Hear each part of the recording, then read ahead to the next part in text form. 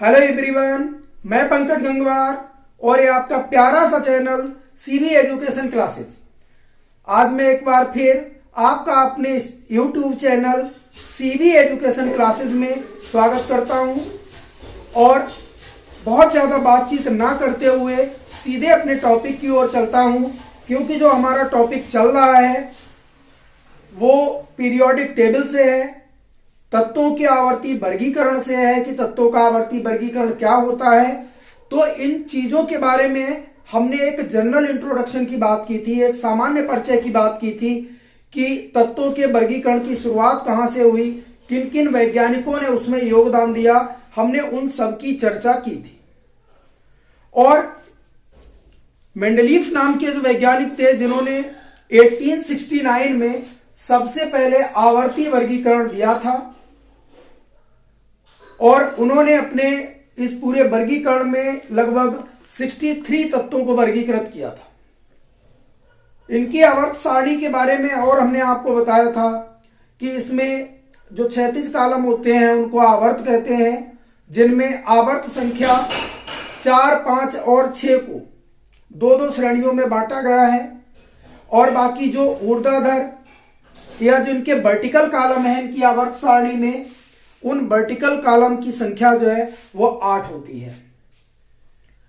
तत्वों के वर्गीकरण के लिए इन्होंने उनके परमाणु भार को मौलिक लक्षण के रूप में स्वीकार किया और उसी के अनुसार इन्होंने एक पीरियोडिक लॉ दिया।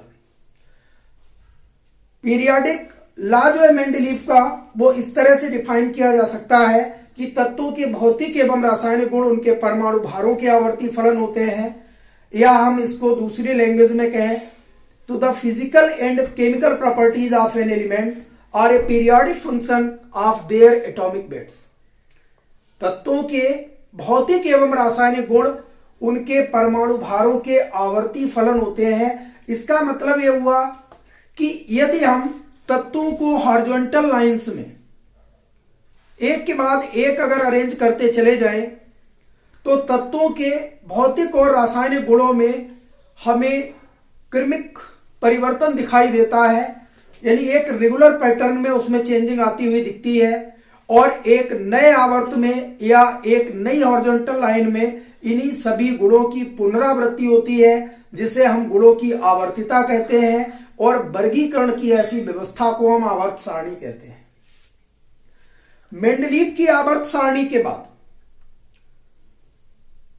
इसके उपयोगिता की बात हुई कि ये हमें किस प्रकार से उपयोगी है, और उपयोगिता से भी अधिक इनकी आवर्त सारणी में दोषों की चर्चा की गई। तो सबसे पहले हम मेंडलीफ आवर्त सारणी की उपयोगिता की बात कर लें। देखिए, भले ही मेंडलीफ की आवर्त सारणी में बहुत सारे दोष थे, क्योंकि इन्होंने फंडामेंटल कैरेक्टर जो लिया था तत्वों का परमाणु भार, वही सिद्धांत इनका गलत रहा। इसके बावजूद भी बहुत सारी गलतियां हैं इसमें, लेकिन इसके बावजूद भी तत्वों के वर्गीकरण में इनके योगदान को नकारा नहीं जा सकता। तो हम आपसे बात कर रहे हैं आज मेंडलीफ आवर्त सारणी की उपयोगिता क्या थी, कि यह किस प्रकार से उपयोगी है। तो सबसे पहले अगर हम पहले इसके उपयोग की बात करें तो देखिए, इसका जो पहला उपयोग होता है कि मेंडलीफ आवर्त सारणी हमें कैसे उपयोगी है। पहले उपयोग की बात करते हैं तो सबसे पहली बात यह है कि मेंडलीफ की आवर्त सारणी तत्वों के वर्गीकरण का एक ढांचा प्रोवाइड करती है, यानी इस आवर्त सारणी में ने हमारे लिए तत्वों के वर्गीकरण का एक आधार प्रोवाइड किया है, ताकि और वैज्ञानिक उस पर काम कर सके और वर्गीकरण की नई नई पद्धतियों का जो निर्माण हुआ या आवर्त सारणी में चेंजिंग की गई, तो ये पूरा जो एक बेस प्रोवाइड किया गया वो मेंडलीफ आवर्त सारणी के द्वारा हमें मिला। तो इस पॉइंट को हम एक बार और देख लेते हैं कि मेंडलीफ की आवर्त सारणी तत्वों के वर्गीकरण का आधार प्रदान करती है, यानी यहां से तत्वों के वर्गीकरण की विधिवत शुरुआत हो गई, यानी पीरियोडिक क्लासिफिकेशन की शुरुआत मेंडलीफ आवर्त सारणी से होती है। दूसरी बात यह है कि इस आवर्त सारणी के द्वारा तत्वों के बीच पारस्परिक संबंध और उनके बीच जो भी सह संयोग है, एक तत्व दूसरे तत्व से किस प्रकार संबंधित है, उसके लक्षणों में क्या समानताएं और असमानताएं हैं, इस चीज का भी परिचय हमें यह पीरियोडिक टेबल कराना प्रारंभ करती है। तो तत्वों के बीच जो सह संबंध यानी कोरिलेशन जो इस्टेब्लिश होता है, तो वो इस्टेब्लिश करने में ये आवर्त सारणी मदद करती है। तीसरी बात है कि इस आवर्त सारणी के द्वारा तत्वों के परमाणु भारों को निर्धारित किया जा सकता है। जैसे मान लीजिए दो तत्व हैं और उनके बीच कोई एक ऐसा तत्व है जो गुणों में एक और यानी दोनों तत्वों के बीच की कैटेगरी को प्रदर्शित कर रहा है, और अगर उसका परमाणु भार हमें नहीं मालूम है तो उसके परमाणु भार को हम उसके गुणों के आधार पर एडजस्ट कर सकते हैं, या कहीं कहीं पर परमाणु भारों में हम कुछ जगह संशोधन भी कर सकते हैं। तो तत्वों के परमाणु भार निर्धारित करने में भी इस आवर्त सारणी का योगदान है। एक और योगदान की बात करते हैं कि इनकी आवर्त सारणी में बहुत सारे स्थान रिक्त छोड़े गए हैं, यानी वहां पर कोई भी तत्व लिखा हुआ नहीं है। तो जब वहां पर किसी भी तत्व का स्थान निश्चित नहीं है, इन्होंने नहीं दे रखा है, तो इनकी यह आवर्त सारणी नए तत्वों की खोज के लिए हमें प्रेरित करती है, यानी नए तत्वों के अनुसंधान में भी आवर्त सारणी मदद करती है। और ताकि हमें जो अनुमान लग जाता है कि मान लीजिए यहां पर एक तत्व यहां और एक यहां है और एक तत्व का स्थान यहां पर अगर ब्लैंक है, तो यहां पर जो आने वाला तत्व होगा उसके लक्षण तत्व ए और तत्व बी के बीच होने चाहिए। तो इनके जो आवर्त सारणी में ब्लैंक स्पेस हैं, वो स्पेस हमारे लिए नए तत्वों की खोज को प्रेरित करते हैं। तो एक बार हम इन सारी उपयोगिताओं की फिर बात कर लेते हैं कि सबसे पहली बात तो यह है कि यह आवर्त सारणी वर्गीकरण का आधार प्रदान करती है, यानी वर्गीकरण की शुरुआत करने में हमारी मदद करती है। और दूसरी बात है कि इस आवर्त सारणी में बहुत से स्थान रिक्त छोड़े गए हैं जो हमें नए तत्वों की खोज के लिए प्रेरित करते हैं। तीसरी बात यह है कि इस आवर्त सारणी के द्वारा हम तत्वों के परमाणु भारों को भी निर्धारित कर सकते हैं, यानी परमाणु भारों को भी निर्धारित करने में मदद मिलती है। और एक चौथा पॉइंट इसका होता है उपयोगिता का कि इस आवर्त सारणी के द्वारा हम तत्वों के बीच एक दूसरे को कोरिलेट कर सकते हैं आसानी से, यानी उनके बीच में हम एक सहसंबंध स्थापित कर सकते हैं। इसके बाद फिर हम बात करते हैं कि इनकी आवर्त सारणी के दोष क्या है, कौन कौन सी इनकी आवर्त सारणी में कमियां नहीं। तो इनकी आवर्त सारणी में जो सबसे पहला और सबसे बड़ा दोष है, वो दोष है इनका कि इन्होंने अपनी आवर्त सारणी में तत्वों का जो फंडामेंटल कैरेक्टर लिया है वो लिया है परमाणु भार, जबकि तत्वों का मौलिक लक्षण परमाणु भार ना होकर के परमाणु क्रमांक होता है, यानी एटॉमिक वेट उसका मौलिक लक्षण नहीं है, एटॉमिक नंबर उसका मौलिक लक्षण होता है। तो ये इनकी आवर्त सारणी का पहला दोष है कि इन्होंने अपनी आवर्त सारणी में जो तत्वों का जो मौलिक लक्षण है उस मौलिक लक्षण को इन्होंने एटॉमिक वेट के रूप में लिया है। दूसरी बात है कि इनकी आवर्त सारणी में कई जगह पर ऐसा देखा गया है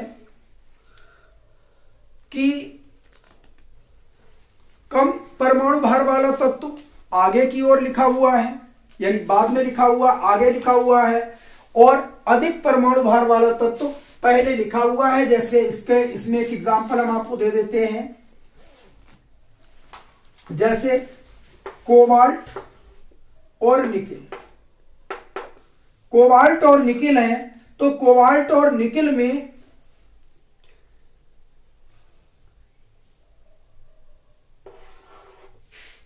निकिल का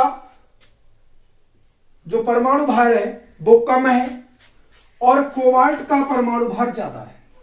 कोबाल्ट का एटॉमिक वेट ज्यादा, निकिल का एटॉमिक वेट कम। तो ऐसी स्थिति में इन्होंने यहां पर जो एटॉमिक वेट वाला जो इनका फार्मूला है, जो एटॉमिक वेट वाला इनका लॉ है, वो यहां पर फॉलो नहीं कर रहा है। निकेल का एटॉमिक वेट कम है और कोबाल्ट का ज्यादा है।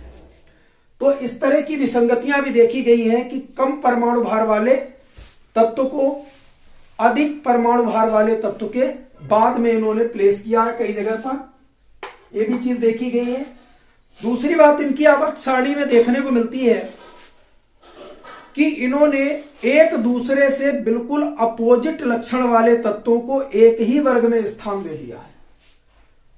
परस्पर भिन्न लक्षणों वाले तत्वों को या भिन्न गुणों वाले तत्वों को एक ही वर्ग में रखना, यह भी इनकी आवर्त सारणी का एक अहम दोष माना जाता है। तो तीसरा दोष इनमें क्या है कि जैसे भिन्न गुणों वाले तत्व, अब हम आपसे बात करते हैं यहां पर फर्स्ट वर्ग की। तो फर्स्ट वर्ग में जो बहुत ज्यादा रिएक्टिव मेटल हैं, जैसे लिथियम, सोडियम, पोटेशियम, और इन्हीं के साथ में इन्होंने रख दिया है Cu, Ag और Au को भी प्लेस कर दिया है। तो ये जो इनका प्लेसमेंट है कि ये बहुत ज्यादा रिएक्टिव मेटल है और ये नोबल मेटल है, तो इन दोनों मेटल्स को भी इन्होंने एक ही वर्ग में रख दिया है, जिसके कारण यह भी इनका एक दोष बनता है। इसके बाद अगर अन्य दोषों की इसमें हम बात करें तो इस आवर्त सारणी में अक्रिय गैसों की कोई व्यवस्था नहीं है। अक्रिय गैसों के लिए कोई भी स्थान सुनिश्चित नहीं है। अगली और बात करें तो इनकी जो मूल आवर्त सारणी है उसमें हाइड्रोजन चूंकि एक विशेष तत्व है, तो हाइड्रोजन का कोई विशेष स्थान नहीं है, हाइड्रोजन का कोई निश्चित स्थान नहीं है। और इसके अलावा हम बात करें लेंथेनाइड और एक्टिनाइड सीरीज तत्वों की, तो लेंथेनाइड और एक्टिनाइड जो सीरीज तत्व हैं उनके लिए भी आवर्त सारणी में कोई निश्चित स्थान नहीं है।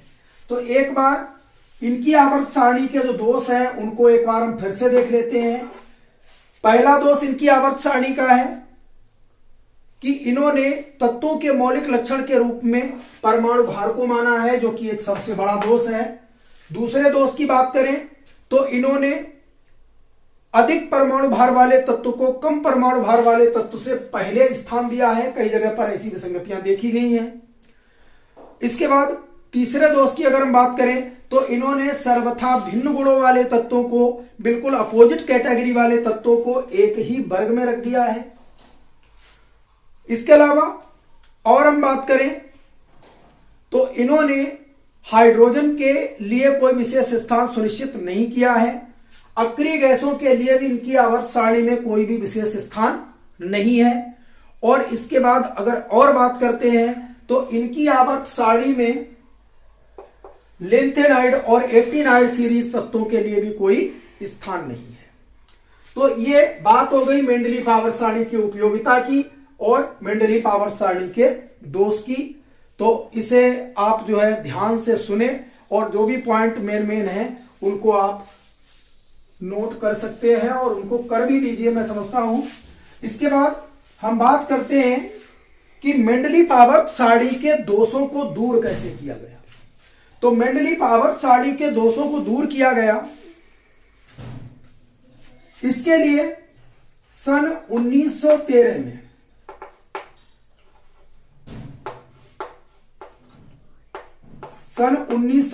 में मोजले नाम के वैज्ञानिक थे। मोजले नाम के इस वैज्ञानिक ने यह प्रूव कर दिया कि तत्वों का मौलिक लक्षण उसका परमाणु क्रमांक होता है, ना कि परमाणु भार। अर्थात हम ये कह लें कि तत्वों के गुणों में जो क्रमिक परिवर्तन आता है, जो उसमें एक सीक्वेंशियल चेंजिंग देखने को मिलती है, वो एटॉमिक नंबर के कारण होती है, ना कि एटॉमिक वेट के कारण। तो हम ये कह सकते हैं कि तत्वों का मौलिक लक्षण परमाणु क्रमांक होता है, ना कि परमाणु भार। इस स्थिति को देखते हुए मेंडलीफ आवर्त नियम में संशोधन किया गया और संशोधन करने के बाद मॉडर्न पीरियोडिक लॉ यानी आधुनिक आवर्त नियम दिया गया। तो आधुनिक आवर्त नियम की अगर हम बात करें तो आधुनिक आवर्त नियम होता है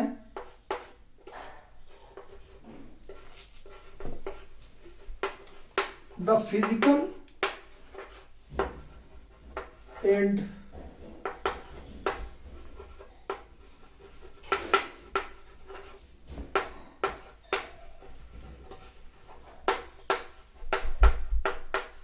properties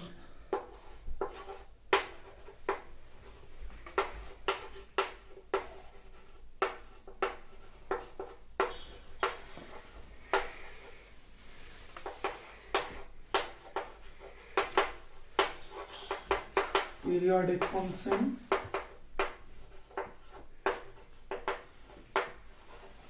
of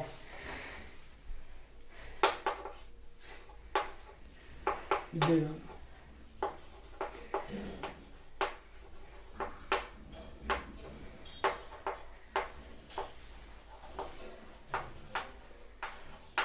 ठीक।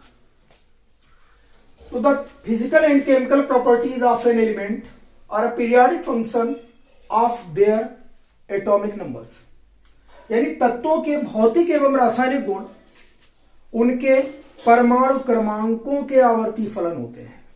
अर्थात हम ये कह लें कि अगर हम तत्वों को उनके परमाणु भारों के बढ़ते क्रम में सिस्टमेटिक ढंग से अगर क्षैतिज पंक्तियों में लिखते जाए तो उनके गुणों में हमें क्रमिक परिवर्तन दिखाई देता है, और यह क्रमिक परिवर्तन प्रत्येक नई पंक्ति में लगातार यानी नई लाइन में लगातार रिपीट होता रहता है।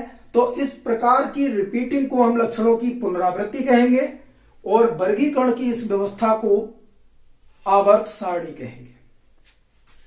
तो ये आधुनिक आवर्त नियम हुआ, और आधुनिक आवर्त नियम बनने के बाद फिर एक मेंडलीफ आवर्त सारणी का और निर्माण किया गया, जिसे हम संशोधित मेंडलीफ आवर्त सारणी के नाम से जानते हैं। यद्यपि संशोधित मेंडलीफ आवर्त सारणी में मेंडलीफ आवर्त सारणी के यानी मेंडलीफ की मूल आवर्त सारणी के बहुत से दोषों को दूर किया गया, फिर भी इस आवर्त सारणी में अनेक दोष मौजूद रहे।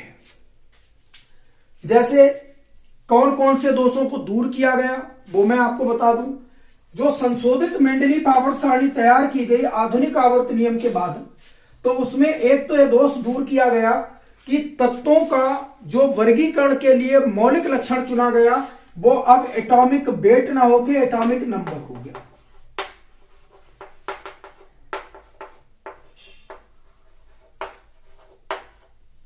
एटॉमिक नंबर हो गया, यानी जो फंडामेंटल कैरेक्टर था तत्वों का उसको एटॉमिक नंबर के रूप में कंसीडर कर लिया गया। और जब एटॉमिक नंबर के रूप में कंसीडर किया गया तो इसमें वर्गीकरण की कुछ और व्यवस्था चेंज हुई, और इस व्यवस्था में एक तो इन्होंने जो इनर्ट गैसेस हैं, इनर्ट गैसेस, तो इनर्ट गैसेस के लिए एक स्पेशल ग्रुप, जीरो ग्रुप जो है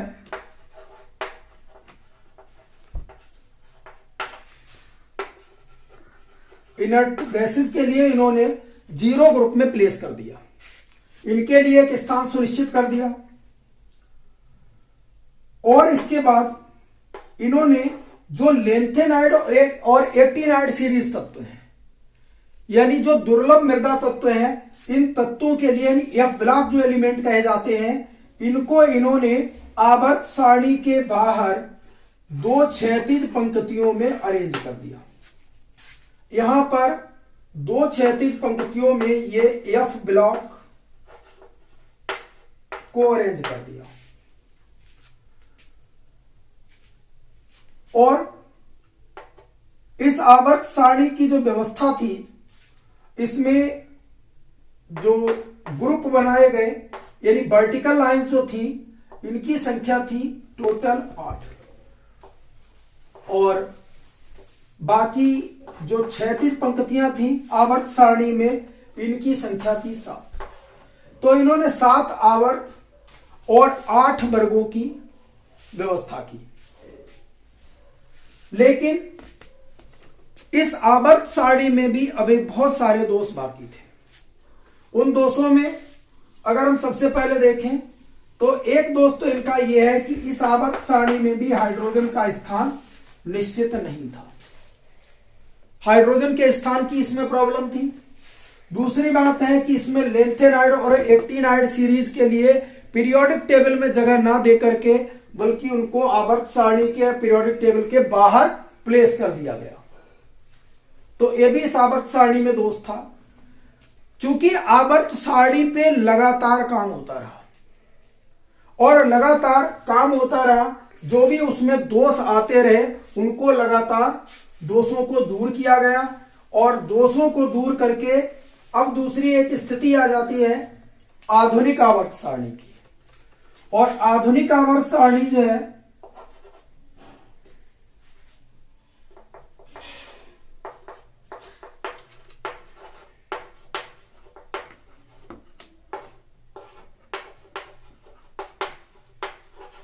मॉडर्न पीरियोडिक टेबल, और इसी को जो है हम कह लेते extended form of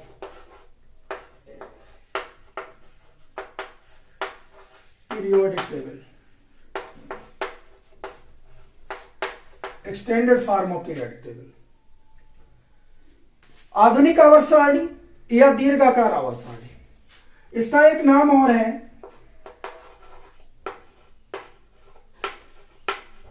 Bohr's periodic table. तो ये सारे नाम एक ही हैं।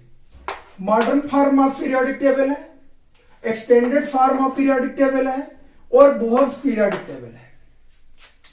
मॉडर्न पीरियोडिक टेबल ये है कि वर्तमान समय में यही आवर्त सारणी वैलिड है और यही आवर्त सारणी मान्य है। एक्सटेंडेड फॉर्म की हम बात करें तो एक्सटेंडेड फॉर्म इसको इसलिए कहा गया है कि इस आवर्त सारणी में आवर्त सारणी को एक्सटेंड कर दिया गया है, यानी उसका दीर्घीकरण कर दिया गया है। और इस दीर्घीकरण में जो एफ ब्लॉक एलिमेंट होते हैं, एफ ब्लॉक को भी पीरियोडिक टेबल के अंदर जगह दी गई है।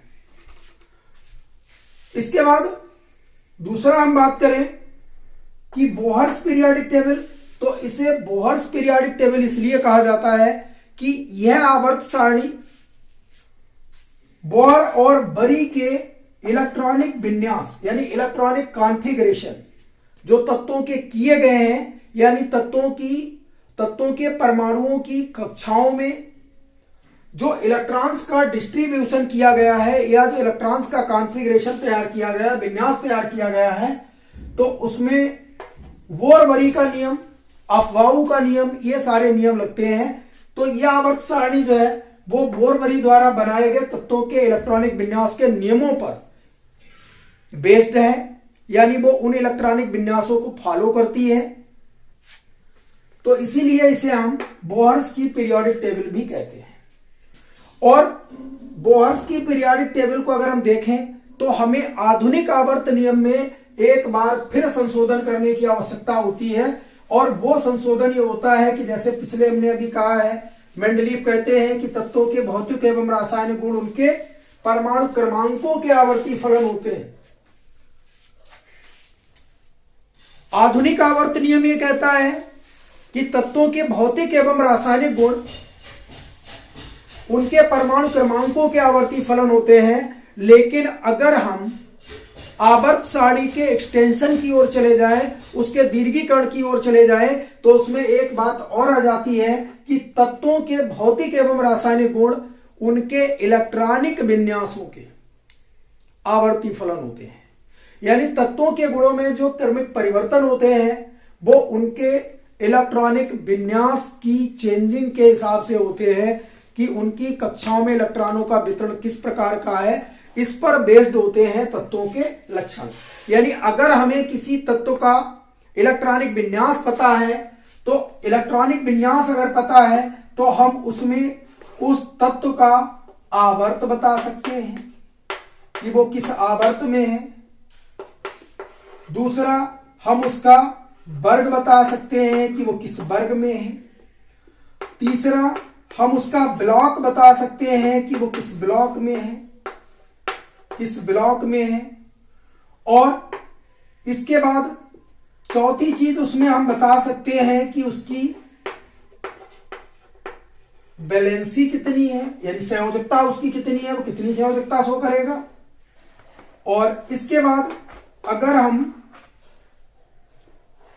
5th नंबर पे देखें तो जब ये सारी चीजें हमें क्लियर होती हैं तो उस तत्व के हम लक्षणों का या गुणों का भी अनुमान आसानी से लगा सकते हैं। हमें आवर्त पता है, हमें वर्ग पता है, हमें ब्लॉक पता है, हमें उसकी वैलेंसी पता है, तो हम तत्व के सामान्य लक्षणों की भी जानकारी उसकी इस वर्गीकरण से यानी उसके इलेक्ट्रॉनिक विन्यास से हम ज्ञात कर सकते हैं। तो आज के लिए इस लेक्चर में इतना ही है। मुझे उम्मीद है कि आपको जरूर पसंद आया होगा। मॉडर्न पीरियोडिक टेबल और तत्वों का जो पीरियोडिक कैरेक्टर्स हैं उनकी हम अपने नेक्स्ट वीडियो में आपसे बात करेंगे। तब तक के लिए धन्यवाद।